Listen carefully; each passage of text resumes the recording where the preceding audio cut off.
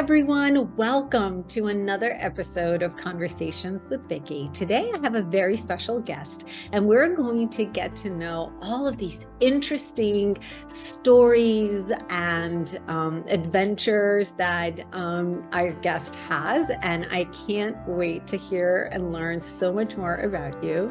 As always, we go into these conversations blind, and we just allow whatever needs to come through as part of these conversations that we're having. So I'm going to ask you my very first and my favorite questions of all the discussions that I always have. And my very first question to you is going to be, who are you? I love that question, actually. Whenever I feel like I'm asked that, even in my dreams, when people ask me that in my dreams, the one answer that comes to mind is, I am you and you are me. I am everything, as are you. I am the light, as are you. And that's ultimately who I am, who I strive to be every day. Love. Okay, so I have to say, this is hands down one of my absolute favorite answers. And I'm not just saying this. And I've asked this question, and you can see on my channel quite a few times. And this is really, really deep and really beautiful. So thank you for that. So why don't we start with you introducing yourself? I think it's really important for us to, understand where we are right now. But there was a journey, and that journey brought you to where you are. And of course, the now moment is really, truly what matters. But there's usually something that brings us here. And so I'd love to learn about, where are you now? And then what was your journey to get you here? And then we can get into a couple of more questions from there. Okay, and thank you so much for having me here. I am grateful and honored. So right now, where I'm currently is in my business, building this practice of energy modalities, energy healing, energy balancing, because that's how I worked on healing myself. I am just honored and blessed to be able to do this work. And it started, again, like I said, with myself. I was diagnosed with a number of things that I no longer identify as, because I've been able to find the energetic root cause of these things. I had many doctors appointments, 30 pills a day, many infusions that I was getting, through the IV for 5 to 6 hours every other Saturday, 2 hours on one Thursday a month. And it was a lot. And I thought medication was my savior. And that's not what my body wanted. So during COVID, during the pandemic, about 3 or 4 years ago, things just started moving. I could feel things moving in my body, like really moving. I just placed my hand over my body, and something was leaving and coming out. And I honestly believed I was crazy. I had no idea what was going on. So the more I looked into it, the more and more I paid attention to my dreams and listened. I just educated myself. With Reiki, violet flame, Metatron healing, different things like that, but also with NLP, neuro-linguistic programming, CBT, cognitive behavioral therapy, EFT, emotional freedom technique.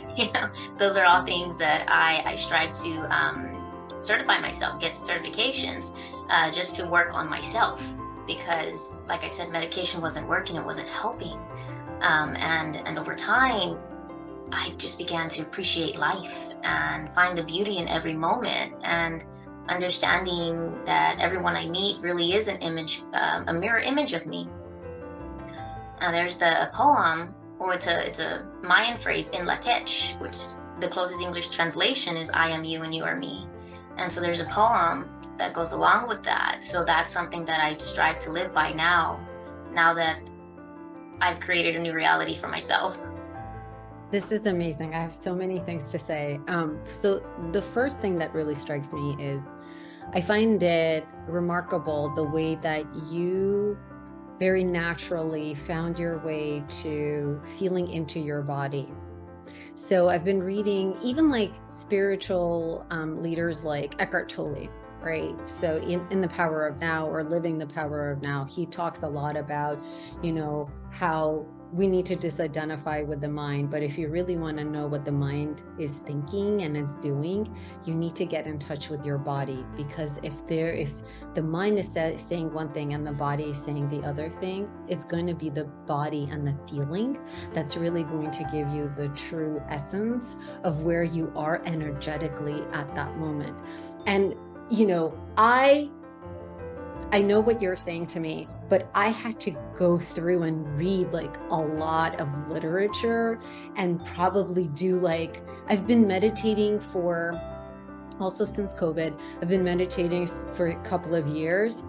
And I am just kind of starting to truly understand my own energy. So the fact that you were able to tap into your energy and what you were feeling and the movement of energy back then, without really having gone through all of this specialized learning, right? I think is quite remarkable. And it speaks to your, I think, intuitiveness and intuition probably that just birthed through you as you were going through that change and that transformation. And what's an awakening? It's a remembrance of who we are, right? It's a remembrance. So for you, that remembrance happened very quickly. For some of us like me, it definitely was a journey to help me get there. So, I love that you're speaking to it. And maybe you can even share with our audience a little bit about for someone who is a novice meditator or wants to be mindful, one of the big questions I get all the time is oh, Vicki, I would love to have a mindfulness practice. I just don't know how to even start. I don't know what to do. I can't stop my mind, right? And I think people have a really hard time feeling into themselves. So having been through that, maybe you can share a little bit about, how someone could go about that, especially for someone starting out. Yes, of course. I would love to. Meditation, yes, it took me a while to just quiet the mind and be still, because I was still in a lot of, I try not to use the word pain. So I was still in a lot of discomfort. It was everywhere, all at once. And because when I had gotten off my medications, I used to be on 8 Vicodin a day, and the pain was still there. So when I got off all the medications, I was finally allowing myself to feel all that pain in my body, all the discomfort and what it was trying to tell me. And I just started following. The best thing for me was following people like Jeffrey Allen, and what, feeling your body and what emotion is associated there in that area. I also did a 12-month course with the Mayan Wisdom Project. And they really helped me see that it was a lot of just energy, it was just emotions, things that were stored there, programming. Researching any kind of NLP practice. If spirituality is not something that is for you, that is okay. Look into the science, look into the NLP, the CBT. All of that is just as important, and it goes hand in hand. Really, I would completely recommend Qigong, practicing Qigong to anyone, because that is really going to help you feel your body. And it's a meditative practice. So sometimes I'll practice Qigong for an entire hour and the pain is it's gone. And I'm in the void, we call it the void, but I'm in the nothingness, but the everythingness. Everything really is one in that moment, and you're slowly moving, allowing the breath to move you. So Qigong is meditation, breath work, and movement all at once.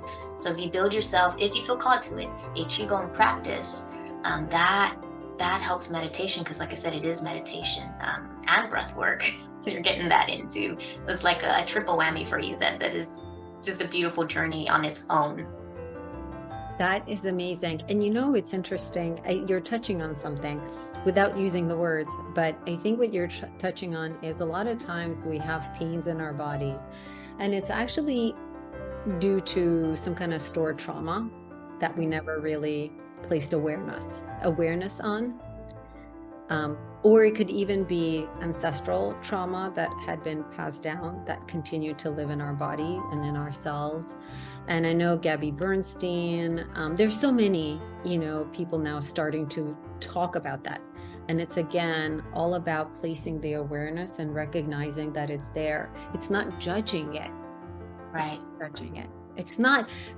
So I used to have tremendous pain in my shoulders, and I couldn't figure out why that was. And it wasn't until I placed awareness on my shoulders and I really listened to what they were saying to me and how they were feeling that I was able to I'm going to call it heal it, or just at least transmute it and out of my energetic system, right? And one time I was talking to a friend of mine and I said, tell me, why does therapy work? I don't understand. Why does therapy work? Help me understand this. And she gave me a great scientific, but yet spiritual answer to it. And what she said was that therapy works, it's because you release something that was sitting there, maybe dormant, but you've released it. And now you've created the space for something different to come in. And it sounds like you've kind of been on that journey. And I'd love to hear a little bit about, when you were able to release all of that. What is now coming into you? And what are you experiencing now? Beautiful question. And I've been practicing with Reiki and all those things from about 2 years on myself, and then I got certified and then really started learning more. But when I got my Gigong certification, when I really started understanding, I was releasing programs. They were just it was just programs. Yes, the emotions, and it's neither good nor bad, right? It was just excess energy or not enough energy in those areas in our bodies. So it was just balancing it out. So we always replace it with something. When I was just doing Reiki, I was just taking out. But yes, it leaves the space, but now we need to replace it. And what do we replace that with? So I just replace it with love, light, of the one consciousness, divine light. So every time I am releasing something, even just with every breath, with every single breath, you are transmuting, right? You are the own air that you breathe.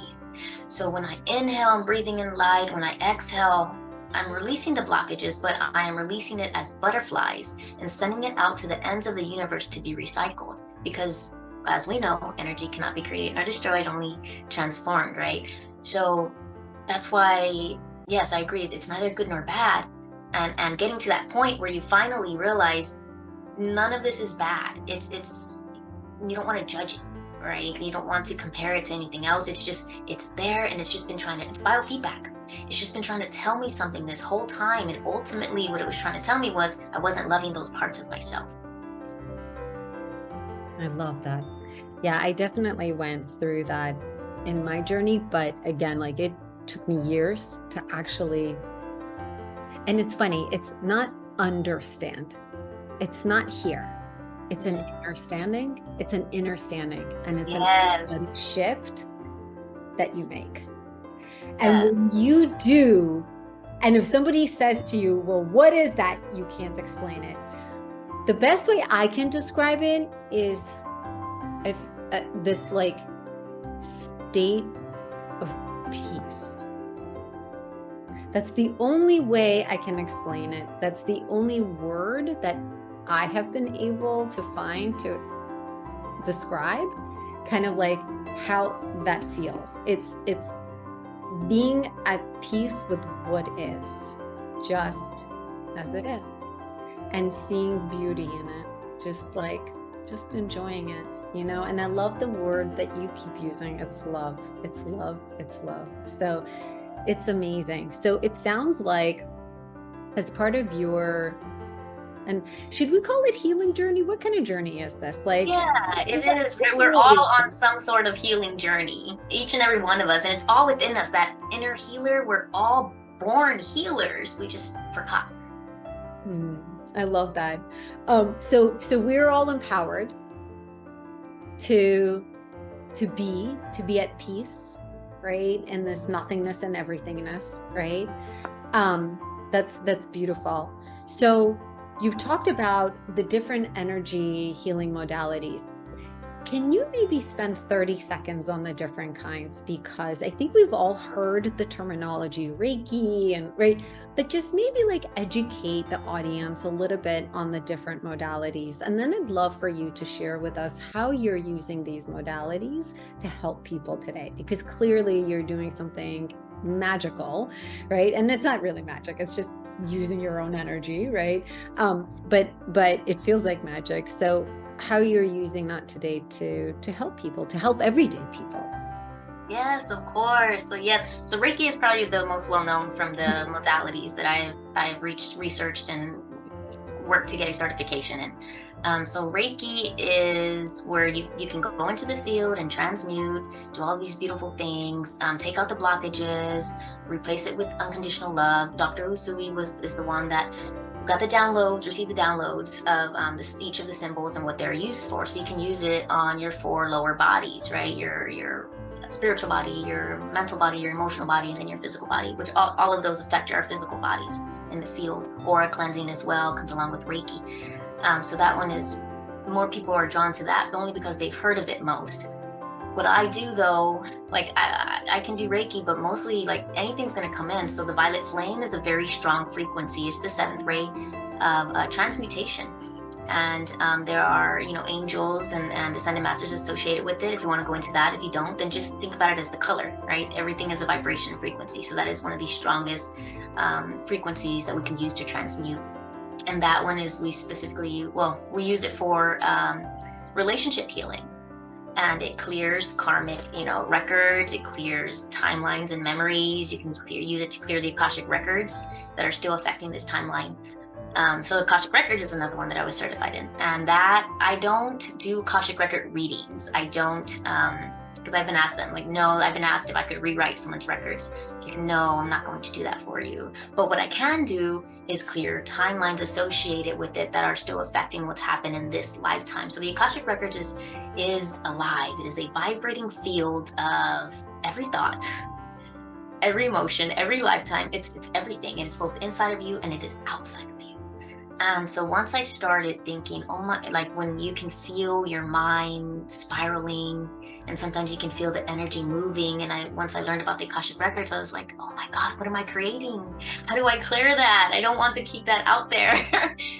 So that was a pretty interesting, I really love that one. I also do, with the Akashic Records, generational clearings as well, of things you've spoken in other timelines that are affecting this timeline, any soul contracts that are no longer for your highest good. So there's that. Actually, I'm not the one who does it. What I do is I create a sacred space for your guides and whomever you connect to as source, love, God, whatever word we want to use. I create a space for them to do the work for you, and they work with your ancestors as well. And then there's Qigong healing. So Qigong healing is also one of my favorite modalities because it is so beautiful. Again, you work on all 4 lower bodies all at the same time. You go into the field, you pull out the blockages that are not allowing your chi to flow, whether it's in the liver, the kidneys, the heart space, your spleen, your stomach, one of your main yin organs or anywhere around it. And then we replace it with light, which is unconditional love. We're always, and that's mostly where I received a lot of my training from, was the Gigong, Spring Forest Gigong, and understanding that everything that heals is really just love. That's what it is. Love is going to heal everything within me. So that's why I practice it so much too. Like, it is a beautiful practice. I can't stress that enough. Please practice. What was another one? Kundalini channels. I work on clearing the Kundalini channels up and down your spine. It also helps to make it an easier transition. If you do have a Kundalini awakening, it will not awaken the Kundalini, but it'll help you through that process. Because if you have no idea what's going on when you have a Kundalini awakening, it can be a lot. It can be very intense. I'm going to ask you 2 questions. One is, for people who have heard of a Kundalini awakening but don't know what it is, can you describe it? And then I'll pause there. So let's talk about that. And then I have another question. So a Kundalini awakening, and I'm not as well educated in this. I only know my experience. So I want to make sure I state that because I don't want to offend any cultures or anything like that. So it is that energy in all of us, that we all have it. And you sometimes see it as this snake that uncoils from your base of your spine, and it goes all the way up, and it awakens like all of your energy in you within your spine, because your spine is one of the most important areas of our body, right? It communicates with everything. Our C7 is so important on the back of our neck because that communicates our brain with the rest of our spine, and all of our nerves, everything is connected through there. So that's as much as I have been educated as far as the Kundalini awakening, and then just my experience of what was going on and who am I talking to and what am I seeing, things like that. And I had no idea what was going on. And if you aren't there is a medical term called spiritual emergence for people who go through these Kundalini awakenings but have no idea what it is, and they have a hard time coming back into their body and understanding what it is they're seeing, the energy they're feeling, and the connection. It's a connection to source. It's your rebirth. One of the rebirths. There are many different, ways of it doing it. It's not just the Kundalini awakening. Yeah. I mean, I feel like I would have remembered it if it had happened to me. I don't think it had, but I read about it and I was like, oh my God, that just sounds, I know that for people, everyone had experienced it usually very differently, but it's basically like an energetic, like bursting of energy, right? And like Yes. that's how people experience it. And a lot of times actually people have no idea what's going on, but it's really the pain body falling away, right? As Eckhart Tolle refers to it. It's just the pain body really breaking away, the crust, right? Like that crustiness that we built up from the programming, as you said, right? And it's really your source energy, your essence, your soul, whatever word you want to use for it, really starting to come forth, and that light from within to start to come through. That's at least how I've understand it. I've understood it. And so the Kundalini awakening, just like basically, it's that bursting and that breaking away of all that pain body. The other question I wanted to ask you is, you talk a lot about Qigong, but again, like I'm going to ask you like 101 question, right? Like, how do I get started? Where do I learn about this? How do I start the practice? Because I find that like more people are kind of there than like actually knowing how to do this stuff. Yeah, and everyone I mentioned Qigong to, they're like, you're the first person I've ever heard that word from. I have no idea what it is. And it is so, for me, from my journey, it was so important. Even like, if you are unsure how to strengthen your field, because you're always picking up energy, and some people are afraid to even go outside sometimes because everything's vibrating. Qigong will help you do that. So how do you start a practice with Qigong?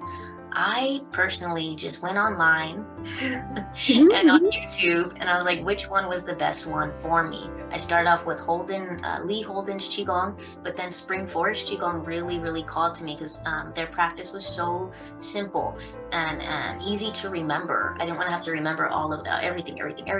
So it really focused on the 5 elements, on balancing the 5 elements, and the transition and journey I was going through. I was really trying to learn more about the elements, not just outside of me, but within me. And that is what Qigong does. It balances those elements within us. Each of those elements are connected to an organ, which is connected to an emotion, which is connected to an energy. So, I always recommend the one I was certified in, Spring Forest Qigong. You can do it sitting down, you can do it standing up, you can do it laying down and just imagining it, because it is a meditation, is what it is. Best to do it standing, but good, better, best. There's no right or wrong way of doing it. And then each of my teachers that I've had offer free virtual sessions at least about once a week. So I also started with that as well, because I was still in my money blocks at that time, But that's also why it's given to us. There's a lot of free things out there. For people, a lot of free things for you to be able to heal yourself. So I did that, and then I was like, you know what, this is so beautiful. I want to share this with my community, and I did it. I got certified, and I have a practice on Tuesdays out in the park for anyone who wants to show up, or I'll do home visits for people. And they also, in Spring Forest Qigong, they also offer once a month free healing sessions, free guided meditation healing sessions. So that's something any teacher I've had has offered, like once a month free something. That is called to me in so many ways, because that is what I do sometimes. Once a month free something. Here, try it out. You're really skeptical about it, let's just try it out. You're not being charged anything right here. It's just so you can experience it. Do you have a website where we could maybe link out to even like your free sessions, just for people to try it in a very low risk way? And I might be one of those people, because I have never done it. I mean, I've done like I have a meditation practice, but I haven't really expanded beyond that. I've never even had like a Reiki section or anything like that. But if you have a website or any way for people to reach you, I would love for us to feature it here so that we can sign up and learn more. Because honestly, this is not something I'm very familiar with and would love to learn more about. You know, I do not have a website. I just started my Linktree because more people started asking. All of my clients have been word of mouth. Spirit, because I was like, okay, well, am I supposed to market? Am I supposed to do this? And my, spirit and guides, creator, source, whatever you want to call it, just kept telling me, just wait, they're coming. They're coming. And I was like, okay, so I would just wait. And then slowly at a time, a person would find me, and another person, I heard you were doing this. Can I try it? Like, yeah, I'll offer a free session, and then we can go from there and what you think. Or we'll do this one donation based, and then we'll see what you feel.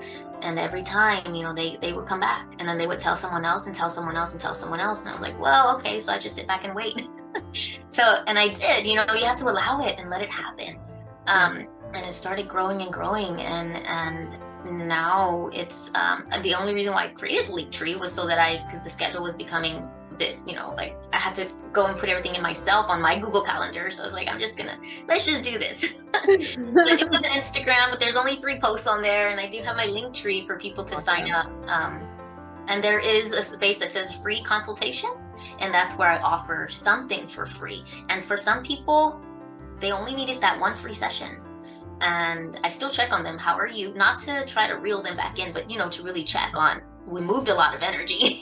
How are you feeling? Because sometimes, when you move energy, those emotional blocks come out, and they come pouring out sometimes. And you're like, I don't know what to do. So I offer the guidance. And they're like, no, this session was great. They just keep using it, and that's all they needed. So, which I'm grateful for also, because if you can just help at least one person in some way, what's more important than that? That's so beautiful. I love that. But it feels like it's time for you to start creating. Not that I'm your guide. I'm just like that little driftwood in your life that's like, hey, maybe you should start creating a site. And there's like such an easy way to do that. So, but that's amazing. We will absolutely put the Linktree, because I do think that it's really important. And there's so many people, one of the things that I hear all the time is, Vicki, I feel so lost. I feel so lost.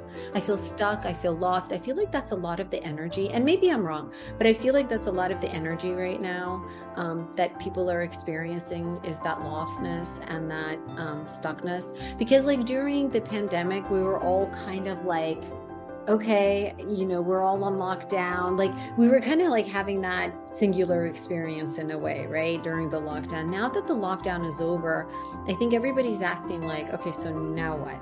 What's my life now? Where do I go? What do I do? Like, how do I reconnect with other human beings? I feel like there's a lot of that need for that human to human connectivity too, between people. That's just at least like what I've been picking up in terms of like the conversations that I've been having.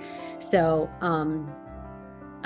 anyways, so the other thing I wanted to ask you selfishly is, I have these moments, and maybe other people can relate to me, where the mind can just like start running 1,000 miles an hour with whatever past stories, future stories. It's not in the now moment. How's that? Like, right? Like definitely not in the now.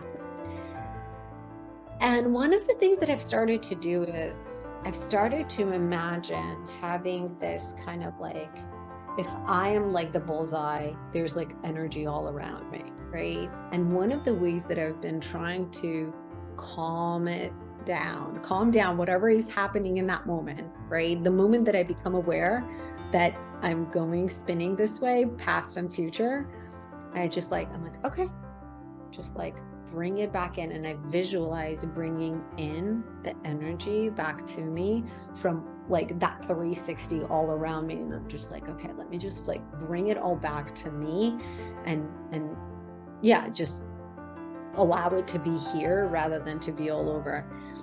Is that something that you've ever experienced or you've heard other people experience?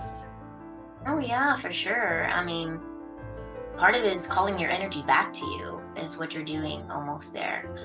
But yes, in that energetic field, and then you're literally feeling it come back, right? Or you're just calling in that light into you, and then exhale, releasing.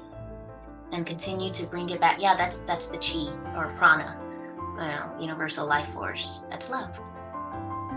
And you feel lighter when you do it, don't you? Not only lighter, but more peaceful. Yeah, that's love. Like, everything's okay, everything's good, everything is good.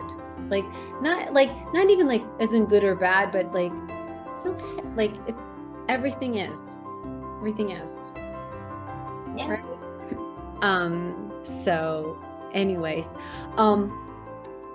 what has been maybe like one big, I don't want to call it lesson learned, right? But like, what has been that like one big aha for you maybe throughout your journey? Like what is that burst? Like what is that burst that you would want to share with the world? So yes, thank you for asking. So the greatest lesson I feel like I've learned in my journey is that I created my own reality. So everything I saw as bad or awful or God, I hate that person, that was on me. It wasn't them. I gave my power away, and ultimately I just hated myself. So anything I was seeing in someone else that is less than divine light was a mirror of what I just didn't like about myself, or triggering something that I hadn't worked on in the past: abandonment issues, resentment, greed, selfishness, and then having to be able to really look at yourself in that light, but then also being able to see, I did the best I could, and that person right in front of me too is doing the best they could with the knowledge that they have. Being compassionate and kind to who I used to be, loving that version of myself, helps me to love everyone else. If I can love myself unconditionally, forgive myself for everything, then I can share that love with all humans and all life forms on this beautiful planet. I created. That is so powerful. I'm going to repeat back. You created your own reality. You took responsibility for your life, and you took your power back. I mean, chills. You give me chills, because I think that's so important. And I think so many times, whether it's in relationships or in the life that we want to create, even in the businesses that we want to run, whatever form, right? Give our power away. Because we start blaming everything else. We start blaming the circumstances. We blame our upbringing. It could be a myriad of different things. And I love the way that you're taking responsibility and you're just basically saying, hey, I'm so powerful. I can create my own reality. And that's exactly what we are, right? And I think that as part of the awakening and the remembrance is remembering that we are actually tremendously powerful. We are. That's like our core essence, right? But we've forgotten that. And I think it's beautiful that you're highlighting the importance of that. And, just shows like where you were taking 30 pills to where you are, like now being the light and being the healer for others. I mean, I think this speaks volumes. And even like Joe Dispenza, he is, I would say, kind of like this hybrid of science and spirituality, because he does a lot of like the echograms and EKG scans and brain scans just to see like what is the power of like meditation, the modalities, right, to like really transmute the blocks and where you'd been and the programming. He speaks a lot about the programming. I read his book recently as well, and that was fascinating. And he has scientifically shown that a person who had cancer, after going through his programs, has been shown to not have cancer. Now, I'm not saying that you shouldn't seek out medical help, or that you shouldn't go and get your exams, or that you shouldn't, or that you don't need maybe therapy. I mean, there's absolutely a place for that, and people should absolutely do that. But we are all energetic beings, and there's something to that as well, right? And us being able to clear the energy and to allow to create the space for something different to come into us. So let me ask you, so the best way for people to find you is today on Instagram and your link tree. Okay. Yes. And what is your Instagram handle?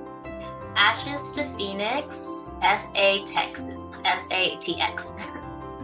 Okay, I'm gonna make sure to put it into the notes section for sure. And if we can, maybe we can put that on the screen as well. Let me ask you, is there a question I didn't ask you that I should have asked you?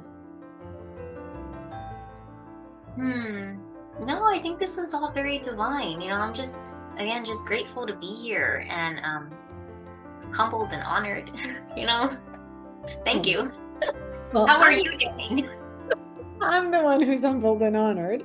So let's start right there. But if there's one message that you would want people to walk away with, having heard your story and your journey and seeing where you are today, what would that message be?